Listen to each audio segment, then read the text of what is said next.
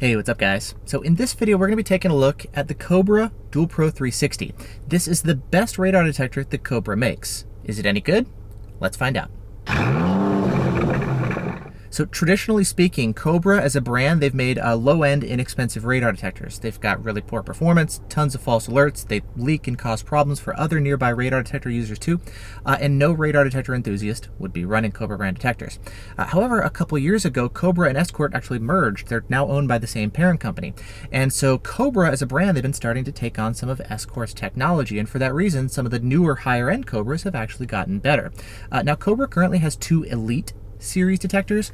Their first one is this. It's the Cobra Road Scout. It's basically a radar detector and dash cam combo, kind of all in one unit.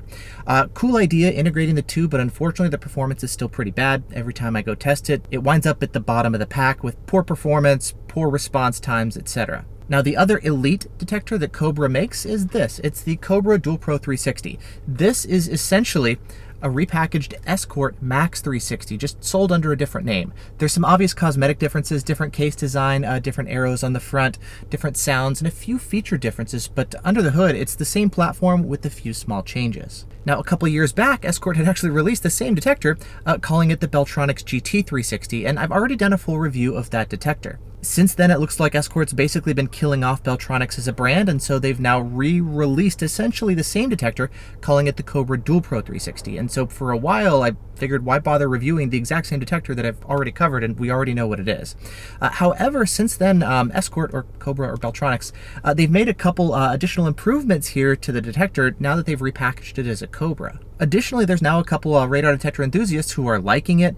We're seeing some good test results out of the detector, and overall it seems to be getting some pretty positive feedback, so I felt, okay, let's go ahead and take a second look here now at the Cobra version of this detector. Now, if you take a look back when it was called the Beltronics GT-360, there were a couple differences. Number one, the bezel on the front used to be kind of this orange color, and in bright sunlight, that could get pretty reflective and shiny in your eyes. And I like the fact that now with the DualPro 360, they've kind of changed the bezel. It's now kind of this light pink, almost grayish color, so it's more subdued, which I really like. There's also still a couple other remnants of when it used to be a Beltronics detector. You'll see things like the copper display color, which used to be in the Beltronics version to match the copper bezel. That is still available here in the Cobra version too, and it's not available in any other Escort detector. Additionally, the audio tones are still the same Beltronics tones that we used to have before.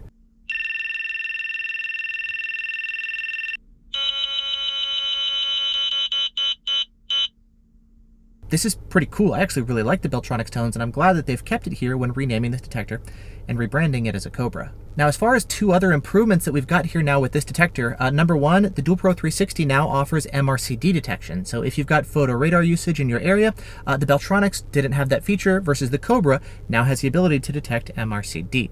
And then third, reading online, some people have reported actually talking to Cobra that there's been some additional improvements to detectors specifically in terms of the false alert filtering. And so I want to go ahead and talk about that here in this video as well. Now, diving into this detector more closely, let's start by talking about its sensitivity, its long distance detection capabilities. Now, this is not going to be your crazy long distance performer. It's not going to be something like your Redline 360C or your Uniden R7. It's going to be in the same ballpark as something like your Escort Max 360 or 360C, for example.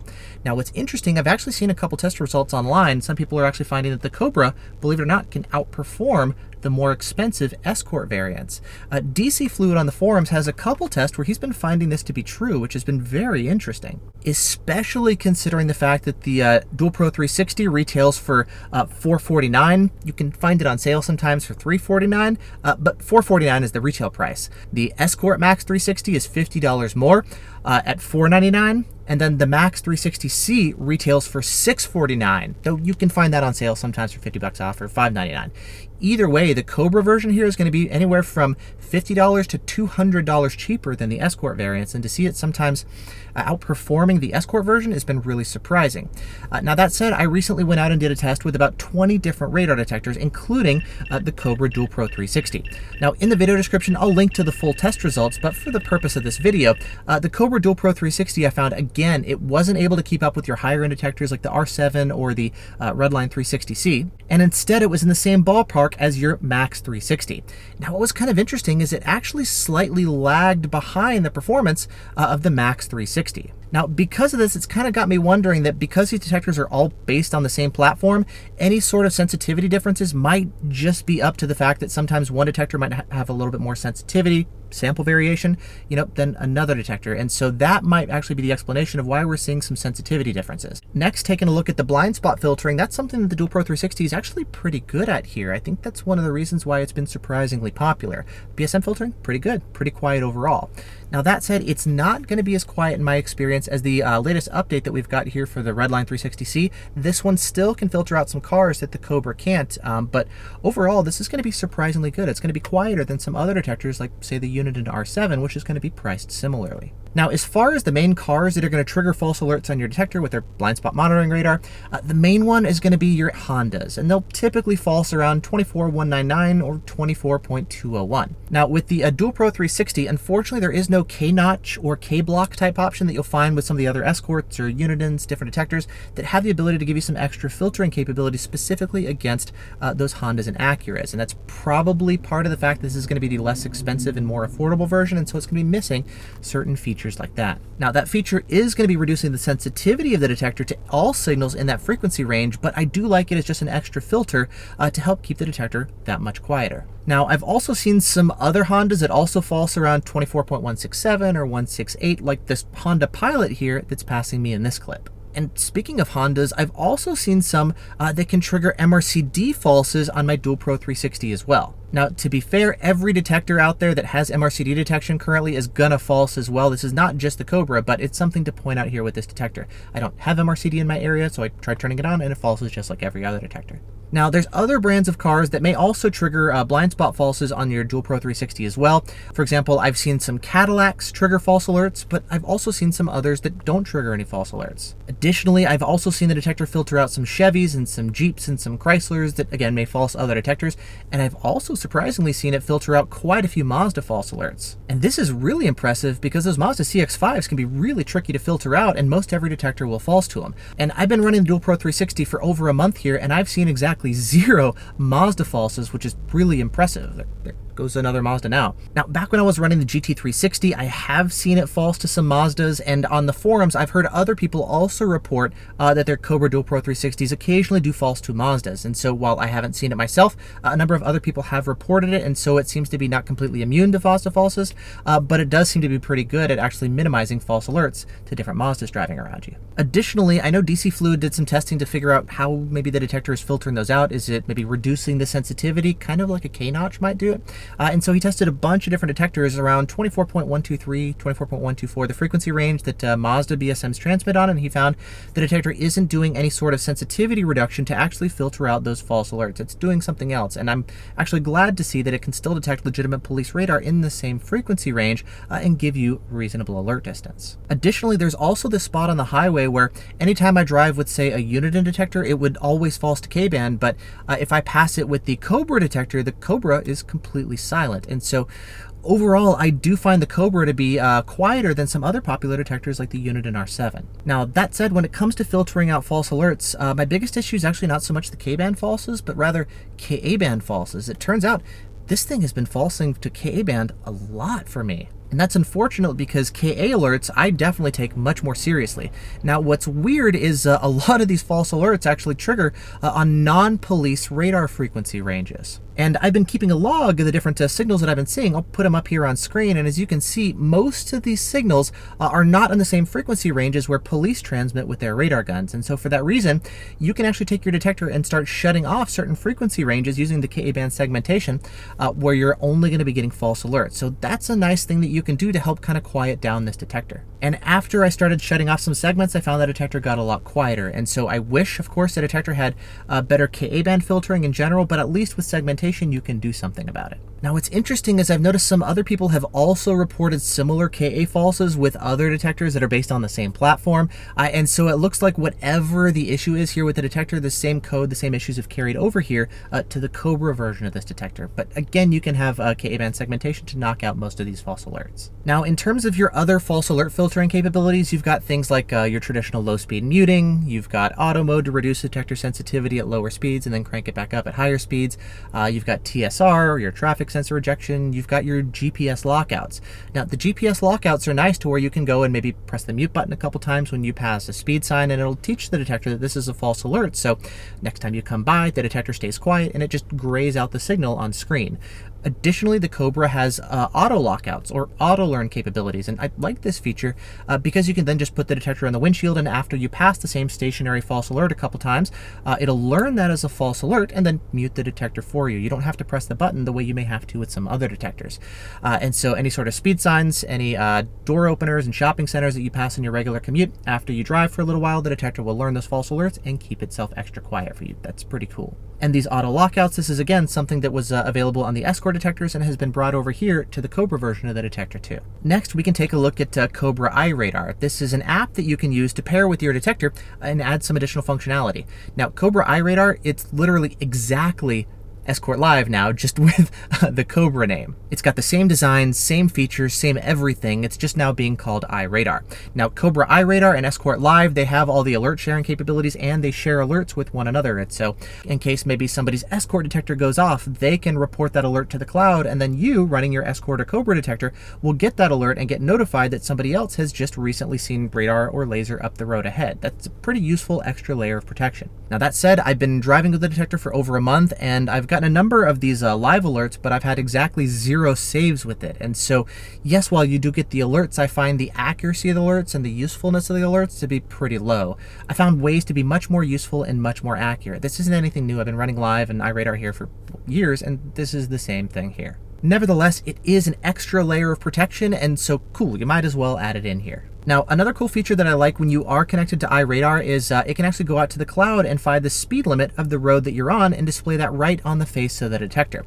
Now, it works pretty well, it's pretty accurate, pretty reliable, and it tends to work mostly on your bigger roads. It doesn't always have the speeds for things like your smaller roads, your back roads, and it doesn't know things like any sort of temporary speed sign changes or speed limit changes for your construction zones, for your school zones. It doesn't take that into account, but overall for your major roads, I found that this speed limit feature has gotten better over the years, and it is pretty effective here now. Now that said, with iRadar, I have a lot of connectivity issues, both with my iPhone and with my Android. I find that a lot of times I can start driving after I've got the app connected to the cloud, but then the detector just randomly disconnects from iRadar. When I see that happen, then I pull over and I can see, well, the app is still running, but the detector is no longer connected to it. And so I have to go and force close the app and then manually relaunch the app and have the detector reconnect to the app. Additionally, I've noticed a lot of times when I then get back in the car, next time I drive, the detector doesn't always automatically reconnect to the app, so I always have to go and check. And a lot of times I have to then go and manually relaunch the app. Then again, I start driving down the road, the detector then disconnects from the app, and I have to pull over and force close the app and relaunch the app. And so I find these like constant reconnection issues where it's just not solid and reliable. And for that reason, for any of this Escort Live stuff, I really now prefer the detectors that have Wi-Fi built in, because those ones do a much better job of connecting to the cloud, assuming you have a Wi-Fi hotspot in your car. But with the Cobra, there's only Bluetooth, so it is going to be dependent on your phone, and you may run into similar connectivity issues with your detector. When it works, it's a nice extra feature, but I don't always find that it works well. One of the main things that I personally use the feature for is it actually just makes it way easier to go in and customize the detector to change settings and configure it, optimize the performance, things like that. Instead of having to go directly into the detector itself to change settings, it's a lot easier to just do it from the phone. And that's one of the main things that I use iRadar for, besides the speed limit stuff and the cloud alerts. Now, my biggest concern with the Cobra iRadar, it's actually the sleeping issue. A number of people have actually reported an issue to where you can be driving down the road and it looks like your detector is completely up and running and operational, but it doesn't alert to any radar sources. It doesn't alert to false alerts. It doesn't alert to legitimate alerts. It's just completely asleep and doesn't alert to anything. Now, to be fair, I've been running the detector for a while and I've really been keeping an eye out for this. I haven't seen it happen with my copy of the detector at all.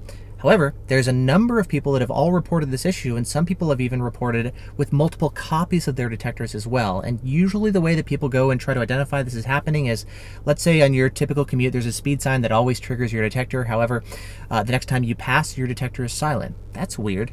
That doesn't necessarily mean your detector is asleep. As I've done a video on recently, speed signs are not the best thing to test your detector on, and they're not always going to be triggering your detector. However, a number of people, maybe they'll grab their radar gun, or if they don't have it, they'll run home and grab it just to go test their detector, and sure enough, the detector is asleep. It's not alerting to even legitimate police radar guns either. And this is obviously a really big concern. If your detector is not actually protecting you, it's not going to be detecting any radar, you've got a false sense of security thinking you're protected when you're not. Now, these issues have been present with the Max series detectors, the Max 360, Max 360C, and Cobra DualPro 360 for years now. Originally, we saw some lockup issues to where the detector would lock up when detecting radar, and then you have to power cycle to reset. But we've also been seeing some issues where they're asleep and they're not alerting to signals while that looks like they're just still idling. Now, to Escort's credit, they've been working on some of these lockup issues for several years, and they've even released several firmware updates, especially for the Max series detectors, to try to alleviate these lockup issues. Now, I know troubleshooting this kind of stuff, identifying what the issue is, reproducing it, and then fully resolving it can be tricky, it can be difficult, and I know they've been working on it, but nevertheless, we're still seeing some sleeping issues with the detector for some people. Again, I haven't seen it myself, but I know a number of people have reported it, and that sleeping issue is probably the biggest thing that has me not really comfortable of like clearly and easily recommending this detector. You know, false alert filtering seems pretty good. Range, not great, but adequate in most situations.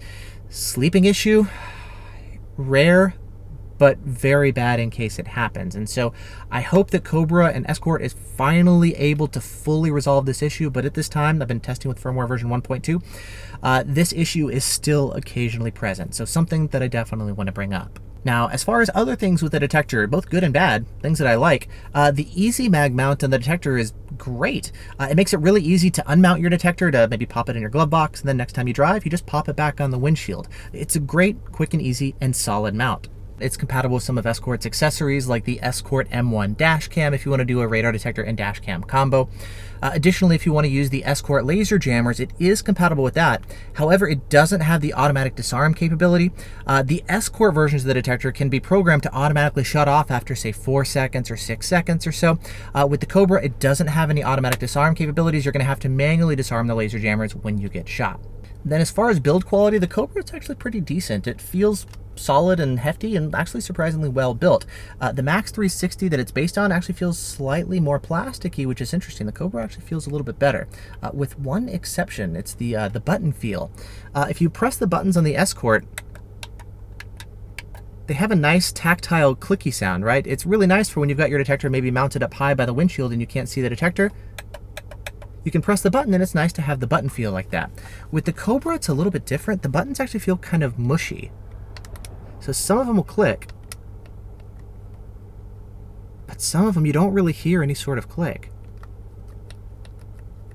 It's kind of mushy, and I thought maybe this was just my copy of the detector, so I'd asked on the forums, and a couple other people tried with their detectors, and they're also reporting that some of the buttons can feel a little bit mushy as well. And then speaking of the comparison between these two detectors, one of the biggest differences I notice is actually the arrow layout. I prefer the arrows on the Max 360. You see here, the arrows are brighter, they're easier to read, especially in direct sunlight. Plus, you can customize the arrows and the colors depending on band and different signals and direction, just to give you some additional information and added situational awareness. With the Cobra, the arrows are a lot simpler. They're smaller and embedded in the display, and they're little white arrows. They're not as easy to see. They don't give you as much additional information, but at the end of the day, they still give you the directional information to let you know where different threats are, as well as when you pass a variety of different radar sources. In terms of audio tones, the Escorts have the audio tones, the Cobra have the Beltronics tones. I personally really like both, so I think that's kind of a wash.